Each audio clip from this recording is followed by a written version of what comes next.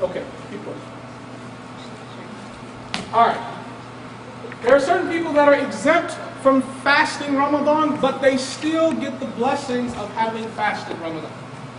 One are pregnant women, breastfeeding women, the elderly meaning that they are not strong enough or healthy enough to bear the fast. Then in that case, that because of their age, in that case, that person doesn't have to fast Ramadan. The traveler, even if you're feeling great, even if you're feeling wonderful, even if you're sitting on a Delta flight in the middle of an air conditioning, right? If the stewardess comes and they pull out that nice pretzel and soda, you can break your fast. Okay. So in all circumstances, when you travel, you are allowed to break your fast, even if the travel is easy or not. Now, practically speaking, if you're not having trouble traveling, go ahead and fast. Go ahead and fast. But Islamically speaking, there is no crime, there's no sin, there's not even any blame on you if you have to travel and you decide just to break your fast because you're traveling. So there was a man who, during the time of the Prophet ﷺ, he was traveling with the Prophet ﷺ, and he got too hot. And he was fasting, he got too hot, this was in Ramadan, and he started to go into a daze, right? And he was told to break his fast. He was like, you're traveling, go ahead and break your fast. You don't look so well. But the man continued. He wanted to be, man, strong.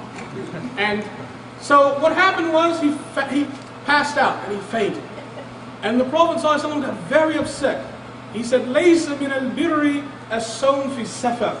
He said, it's not righteousness, it's not religiousness to fast while you're traveling. That's what he said. That's a hadith in Bukhari. It's not righteousness and religiousness. That's not being a righteous person, that you take yourself to that extreme and to that extent. So in any type of travel situation, you can break your fast. But some teachers will say definitely that if you're okay and you have no problems, then you should actually continue with that. Yes, sister. So in this case of a traveler, then feel like that shouldn't have been drinking water along the way. So when you get to that point, and perhaps not even woken up to fast in the first place. Right. Because if they were traveling, right. Yeah. So should the person basically not make their intentions to fast that day at all? Especially if they know they've got a serious travel schedule ahead of them, then yes. If you know you're going to be traveling, you don't fast. You don't have to fast that. Or you can fast. Actually, the better view is you can start fasting, and then if you start to feel yourself having difficulty, then you break your fast. That's actually the better view, because you don't know whether you'll have difficulty or not.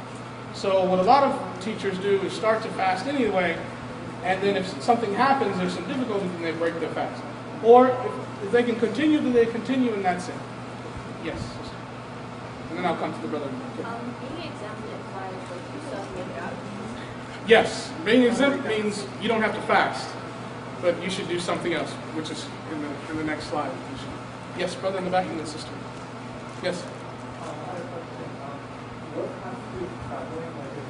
Going more than 49 miles.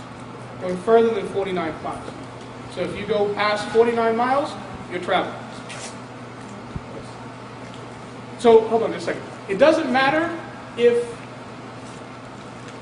if I'm sitting in traffic, I'll just use Atlanta as an example, right? So in Atlanta, it takes you, to drive from South Atlanta to North Atlanta will take about 50 minutes, right? So you're not traveling when you're driving inside of Atlanta.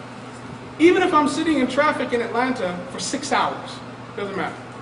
Similarly, if you're going 49 miles and you go an instant like that, you're traveling. So it's not the time, it's the distance. Okay? There was a sister here. Yes.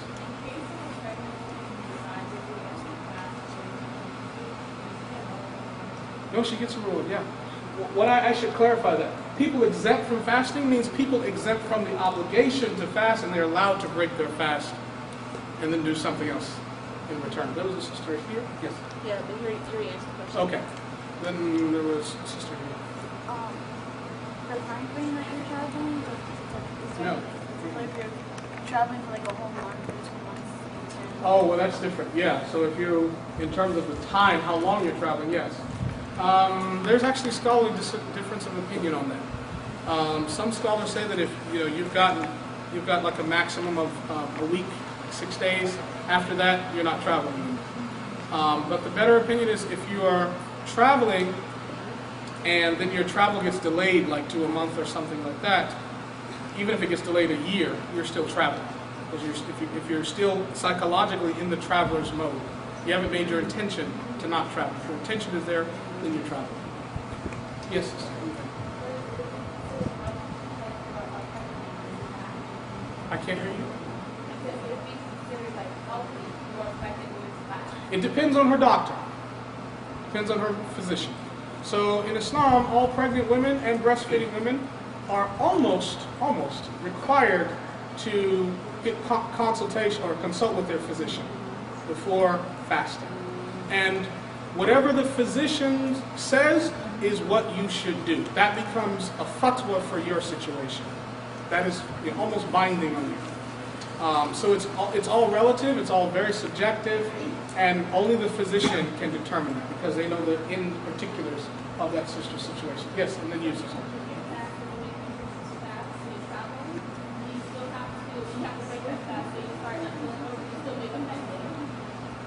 Yes. Yes, you still have to make up that day. So if you travel and you start fasting and something happens and you break your fast because you're allowed to, because you're a traveler, yes, after Ramadan you have to make that day. Sister in the yellow? No, as long as you don't lick your lips and swallow the lipstick. Which, I mean, I'm not condoning lipstick and makeup, I'm just answering your question. And I'm not like rejecting it either. If you're traveling and fasting, let's say you're going to like America and Europe, based on what time you're breaking fast? Oh, good questions. If you're traveling and you're crossing time zones, based on what time do you break your fast? It's the time where you are. Yeah. So let's say, for example, I left my house after suhoor in the morning. I eat my breakfast for fasting. I leave my house, go to the airport, get on the plane, and by some miraculous reason, I land in my destination and it's Maghrib. I get to break my fast even though I fasted 10 minutes, 20 minutes. So you go by the destination of where you are. If you're on the plane and you look out and it's like that, the sun is setting, you break your fast right then and there, even though you're in the air. It doesn't matter. It's where you are. Yes. What if you fly in the other direction and you get there before suhoor? And you still have 30 minutes. Do you have second suhoor? It's where you are. It's where you are. Yes, sister? Unfasted. I'm sorry. After you heard me. I'm sorry? Are you considered a traveler once you get to your destination? Depends on your niyyah. Depends on your niyyah. So destination, it depends on your situation. When I first came here last year, I was flying from Turkey. Right? So I came from Turkey to Brooklyn. And I intended to go visit my family in Atlanta. So I stayed in Brooklyn 2 days, or 3 days or whatever, went to Atlanta to visit, and then went back to Brooklyn and then settled in. So I was a traveler the whole time until I went back to Brooklyn, after Atlanta. You know what I'm saying? So it depends on your niyyah, your intention, and the nature of your travel. Yes, sister in the back. Yes.